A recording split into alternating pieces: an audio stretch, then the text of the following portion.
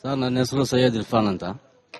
ನೀವ್ ಹೇಳಿದ್ರಿ ಇವಾಗ ಗುರುಗಳು, ಧರ್ಮದ ಗುರುಗಳು, ಈ ಕಾದಿಯಾನಿ, ಅಹಮದಿ ಈ ತರ ಇದೆ ನಮ್ಮಲ್ಲಿ. ನಾನು ಅದನ್ನ ನಿಮ್ಗೆ ಅಗ್ರಿ ಮಾಡ್ತೀನಿ, ಅದ್ರಲ್ಲಿ ಏನು ಸಂಶಯ ಇಲ್ಲ.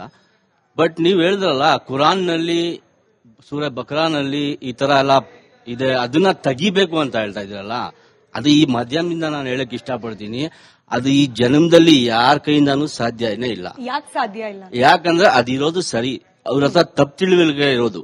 ಇವ್ರು ಹೇಳಿದಾರಲ್ಲ, ಅದ್ರಲ್ಲಿ ತುಂಬಾ ತಪ್ಪೇ ಇದೆ ಅವ್ರದ್ದು. ಇವರು ಸರಿಗೆ ಅರ್ಥ ಮಾಡ್ಕೊಂಡಿಲ್ಲ. ಯಾಕಂದ್ರೆ ಅವ್ರು ಹೇಳ್ತಾ ಇದಾರೆ ಫಿತ್ನಾ, ಇವ್ರನ್ನ ಕೊಲ್ಬೇಕು ಅಂತ ಹೇಳಿ. ಅದು ಮುಂದೆದು ಆಯತ್ಗಳಿದೆ, ಅದನ್ನ ಅವ್ರು ಓದ್ಬೇಕು ಸರಿಗೆ.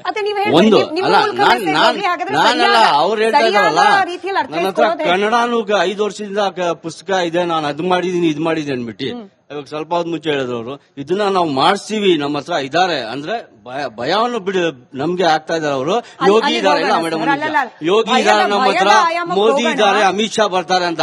ಅವರಲ್ಲ, ಅವ್ರ ತರ ಇನ್ನ 10 ಜನ ಬಂದ್ರು ಇದನ್ನ ಮಾಡಕ್ ಆಗಲ್ಲ. ನಮ್ಗೆ ಗೊತ್ತಿದೆ.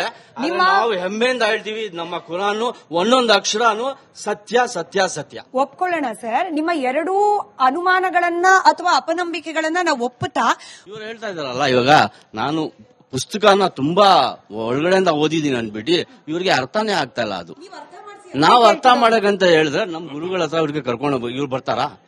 ಈಗ ಇಷ್ಟ ದಿನ ನೀವು ಕಲ್ತಿದ್ದೀರಾ? ಅಲ್ಲ, ನಾವು ಕಲ್ತಿದೀವಿ, ಅದಕ್ಕೆ ನಾನು ಹೇಳ್ತಾ ಇದ್ದೀನಲ್ಲ ಹೆಮ್ಮೆಯಿಂದ. ಅದು ಅದ್ನಲ್ಲಿ ಇರೋದು ಒಂದೊಂದು ಸತ್ಯ ಅಂತ ನಾನು ಹೇಳ್ತಾ ಇದ್ದೀನಿ ಹೆಮ್ಮೆಯಿಂದ. ಯಾರೋ ಕೆಲವರು ಅವ್ರದಕ್ಕೆ ಪೂರಕವಾಗಿ ನಂದೊಂದು ಪ್ರಶ್ನೆ ಇದೆ. ಒಂದೇ ಒಂದ್ ನಿಮಿಷ ಇಲ್ಲ, ನಿಮ್ಗೆ ಅರ್ಥ ಏನಪ್ಪಾ? ಫಿತ್ನಾ ಅಂದ್ರೆ ಸರ್ ನೋಡಿ, ಫಿತ್ನಾ ಅಂದ್ರೆ ಏನ್ ಗೊತ್ತಾ, ನಿಮ್ಮ ಧರ್ಮದಲ್ಲಿ ಯಾವ್ದಾದ್ರು ಒಂದು ಎಕ್ಸ್ಟ್ರಾ ಅದನ್ನ ಜೋಡಿಸಿ ಇಲ್ದಿರೋದು ಆಪಾದನೆ ಒತ್ತೋದು, ಅದು ಫಿತ್ನಾ ಸರ್.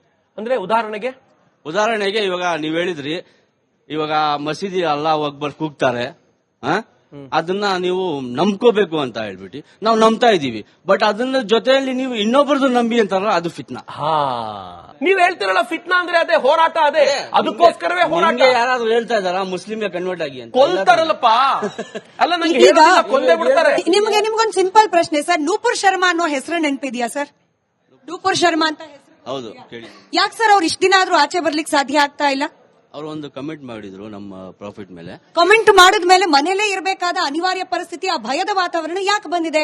ಕುರಾನ್ ನಲ್ಲಿ ಕೊಲ್ಲು ಅಂತ ಹೇಳಿಲ್ಲ ಅನ್ನೋದಾದ್ರೆ, ಕುರಾನ್ ಅನ್ನ ಓದುವವರು ಕೊಲ್ಲುವ ಮನಸ್ಥಿತಿ ಅವ್ರು ಅಲ್ಲ ಅನ್ನೋದಾಗಿದ್ರೆ, ಒಬ್ಬ ನೂಪುರ್ ಶರ್ಮಾಗೆ ಭಯ ಯಾಕಿರ್ಬೇಕಾಗಿತ್ತು ಮನೆಯಿಂದ ಆಚೆ ಬರ್ಲಿಕ್ಕೆ?